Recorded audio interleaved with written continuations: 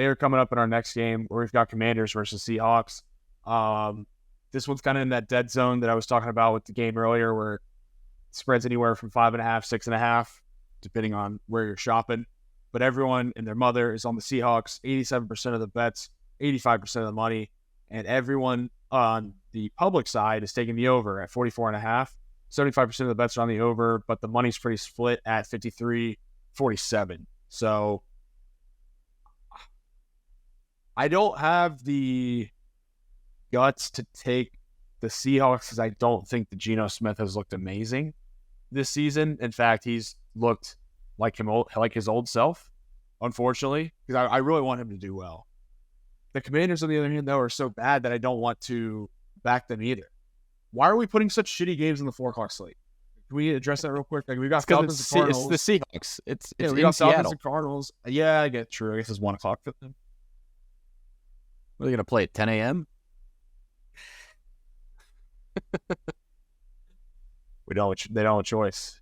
They don't have a choice. It's a good point. They don't have a point. I mean, dude, yeah, but like the night game shit. I talked about that last week. Yeah, the primetime games this week are absurd. I don't know. You had really good opportunity. We talked about it. Yeah, we talked about it last week how you could flex these games. The Jets Raiders at 8 p.m. It's absurd. It's absurd. Yeah, it's early bedtime, which is gonna be great. But focusing back on the Seahawks here, the big thing, yes, we talked about Geno's inconsistencies last week, and that's why I loved the Ravens. This spot for the Seahawks, I think, is a must-win, and if you can get 5.5, that's great. Coming off that loss to the Seahawks or to the Ravens, they need to be motivated to stay in the playoff picture because that's how they're built, and they were in the playoffs last year. They still have a shot at making it. Obviously, they could even win the division if the Niners fall apart. There's a lot of they need to come out and win. Will they cover 6 points? I don't know. The Commanders have not looked great. I thought they were going to lose last week to the Patriots. They're due for a really bad showing, and Sam Howell is playing okay. Like in the Eagles games, he's looked really good. I wouldn't say he looked really good against the Patriots, but Belichick is also very good at getting, in the heads of younger quarterbacks, and maybe Pete Carroll can do the same. I think it's weird to see all of these games with the larger spreads and the favorites have the public backing. It's not weird. It's more of normal. But we're in a point where it's like, we can't fade that. Like the way it's been this entire season is the public's reading things well, and maybe the money's not. And that's why Vegas the lines aren't changing egregiously. The totals aren't changing egregiously. As long as they continue to get late money on the other side, they don't care. They're gonna push. If they push, they make money on the juice, and they're fine, right? So that point aside, I like Seahawks. I think this is a tough spot for Commanders to come in and across the country and beat a team that needs a W at home in one of the hardest stadiums to play.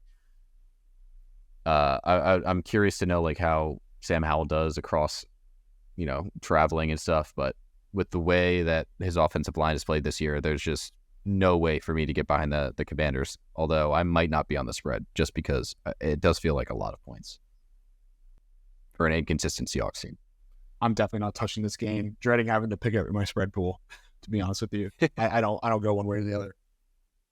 How are you doing in your spread pool, by the way? I'm middle of the pack. I have won 1 week though, where like when I was on my tear the first few weeks of the season, I think I won like week 4, week 5. So I made my money back and then some at least, but I've been middle of the road since then. Really not that notable. Like some good weeks, some bad. I think I did well last week, even though my bets were so bad. I just kind of fly by the seat of my pants. I'm more interested in like how my record does on the show because it's been so fucking bad. And I feel really bad giving out that many losers in a row these last 3 weeks. But I do think think that that's going to turn around.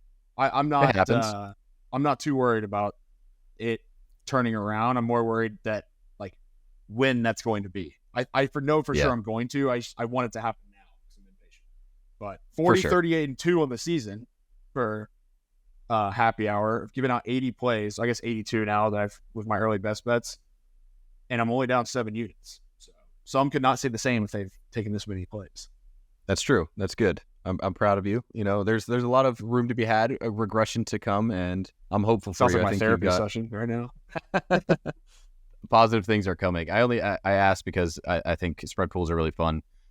I'm in 2, I'm leading 1, and I'm in second in the other. So I'm feeling pretty good about them right now. And then, yeah, just from transparency, I'm 54, 44, and 3 on the year for all my happy hour plays. So doing pretty well. That is really Hopefully solid. We can keep it rolling. Yep. Hopefully we can keep it rolling. Maybe if the platform continues to grow like it has from last year to this year, going into next year, we can look at doing like a happy hour spread pool with all of our listeners. I think that would be electric. Yeah, that'd be so cool. Whoever wants to do it. They're so much fun. But anyway, we're off topic. We're off topic because we don't want to talk about this fucking two primetime games. As always, this is Sharpen the Public. We talk about public betting trends and recap every game and preview every game for every week in the NFL. It's been fun, and we're continuing to do pretty well. So thanks for hanging out with us. As always, I'm Andy. I'm Deej. I can't believe I said that. I'm Deej. This is Andy. At DJH Sports on Twitter. You can follow at Andy HHH Sports on Twitter. We have a website as well, happyhoursports.net. You can check that out as well. We've got plenty of information, bets, and all of the plays that we make on the article side of things, website side of things, whatever you want to call it. So check out those if you're watching on YouTube, and the links in the description now. But yeah. Be sure to just give us a like or a sub on YouTube. That goes a long way to help us out.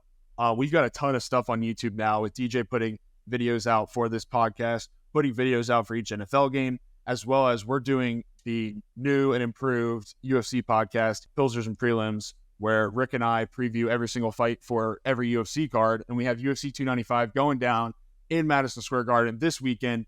It's going to be awesome. No John Jones, which sucks. But honestly, the 2 title fights that we have are going to still be really good. So check that out. Give us a sub, a like, any comments and stuff. Like, I love having a little commentary and a little banter on there. So feel free, guys. We'd love to interact with y'all as much as we can. And yeah, got to give the YouTube plug there, man. I really think that we are putting out some solid content for people to indulge themselves in on YouTube. Absolutely. Nothing quite like it. So yeah, thanks for everything at Happy Hour Sports. But we'll see you guys. I'll see you guys on Tuesday when we hopefully, cash in all our tickets. Hell yeah. Yeah, you, probably not me, but we'll see. But anyway. Cool. Thanks, everybody. The boys bet better with beer.